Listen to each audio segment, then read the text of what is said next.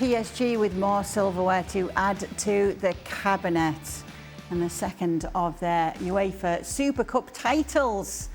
They're the 12th club to win multiple UEFA Super Cup titles on the list there, with the likes of Real Madrid and Milan. We welcome in Don Hutchison now to talk more about what we saw today. Don, what did you make of that game?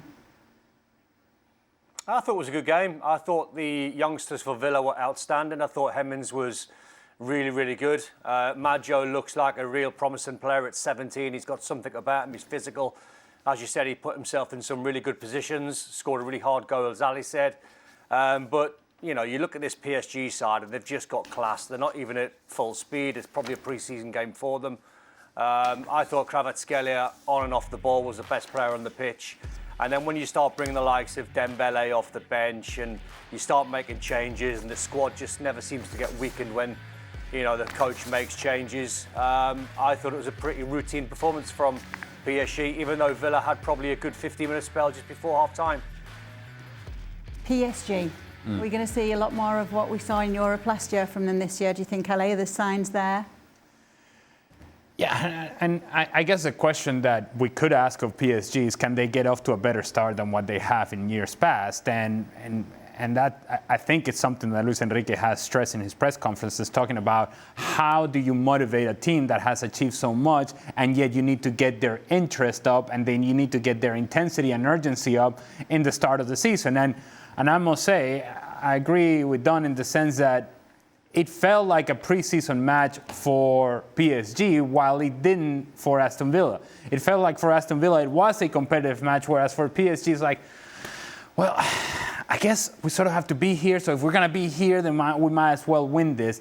When they sped up the possession, or they sped up the game, or they decided to go in the attack with numbers, so they decided that now they're about to create, it seemed like they were at a different level than Aston Villa. But for the most part, it felt like they were just comfortable with the possession of the ball. They were comfortable with, you know what, let's just take the game into the attacking half. Let's not allow Aston Villa to build any sort of momentum. Aston Villa did have chances. Hemmings should have scored right after Desiree Doué scored the second goal. There was a chance for Hemmings in which he hits it straight at Safonov.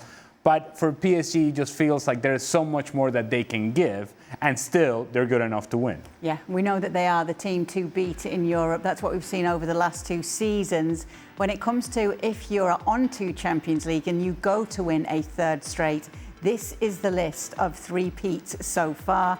Real Madrid in it, of course, the last team to do it, but the rest of the teams who've been able to and who haven't been able to, can PSG join the yeses on that list this season, Stevie? Please tell me who is going to knock them off the perch.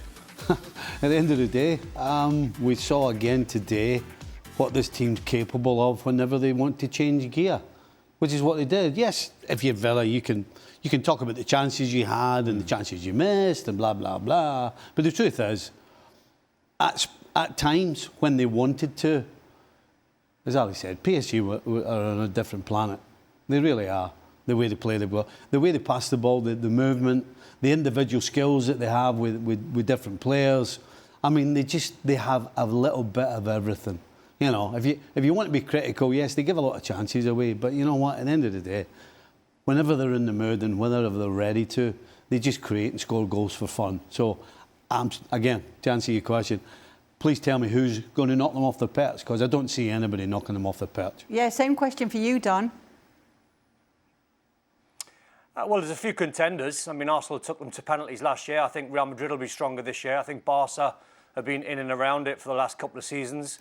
I agree with the lads, though. I think if you micro-analyse it and you look at the teams that are getting closer, Bayern seem to be back, I think the best version of PSG beats them all. But the Champions League's a competition where, you know, I seen Real Madrid win it, you know, so many years on the spin, but a couple of those years, they were gone in about the quarterfinals, but they had a moment to get them through.